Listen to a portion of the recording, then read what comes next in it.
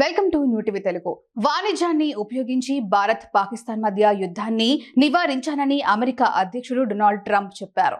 అనేక అణ్వాయుధాలను కలిగి ఉన్న రెండు దేశాల మధ్య ప్రమాదకర పోరాటం జరుగుతున్న సమయంలో అమెరికా యంత్రాంగం జోక్యం చేసుకుని యుద్ధాన్ని నివారించిందని ట్రంప్ వివరించారు. అణుయుద్ధం జరిగి ఉంటే లక్షల మంది ప్రాణాలు పోయి ఉండేవని తెలిపారు. భారత్, పాకిస్తాన్ రెండు దేశాల నాయకత్వాలు దృఢంగా, శక్తివంతంగా ఉన్నాయని మీకు తెలియజేయడానికి నేను చాలా గర్వపడుతున్నా. వారు వాస్తవ పరిస్థితి తీవ్రతను పూర్తిగా తెలుసుకోవడానికి, అర్థం చేసుకోవడానికి జ్ఞానం, ధైర్యాన్ని కలిగి ఉన్నారు. మేం చాలా సహాయం చేశాం, వాణిజ్యంతో సహాయం చేశాం. మనం కలిసి చాలా వాణిజ్యం చేద్దామని వాళ్ళకి చెప్పాను. ఈ ఘర్షణను ఆపండి. మీరు ఆపితేనే మనం వాణిజ్యం చేద్దాం. మీరు ఆపుకుంటే మీతో ఎలాంటి వాణిజ్యాన్ని చేయబోమని చెప్పాను. బహుశా ఎవరు నా మాదిరిగా వాణిజ్యాన్ని ఇలా ఉపయోగించలేదు. తర్వాత వాళ్ళు ఆపేస్తామని చెప్పారు. అలాగే చేశారు కూడా. మేం పాకిస్తాన్తో చాలా వాణిజ్యాన్ని చేయబోతున్నాం. భారత్తోనూ చాలా వాణిజ్యాన్ని చేయబోతున్నాం. ప్రస్తుతం మేం భారత్లో చర్చలు జరుపుతున్నాం.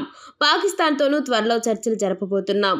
మేం అణుయుద్ధాన్ని నివారించాం. ప్రమాదకర అణుయుద్ధంగా అది మారి ఉండేదని నేను అనుకుంటున్నాను. లక్షలాది మంది చనిపోయి ఉండేవారు. ఈ విషయంలో అమెరికా ఉపాధ్యక్షుడు జేడీ వాన్స్, విదేశాంగ మంత్రి మార్కో రూబియోలు చాలా కష్టపడ్డారు. అందుకు వారికి కృతజ్ఞతలు చెప్తున్నారు. Let me say a few words about the historic events that took place over the last few days. On Saturday, my administration helped broker a full and immediate ceasefire, I think a permanent one, between India and Pakistan, ending a dangerous conflict of two nations with lots of nuclear weapons. And they were going at it hot and heavy, and it was seemingly not going to stop.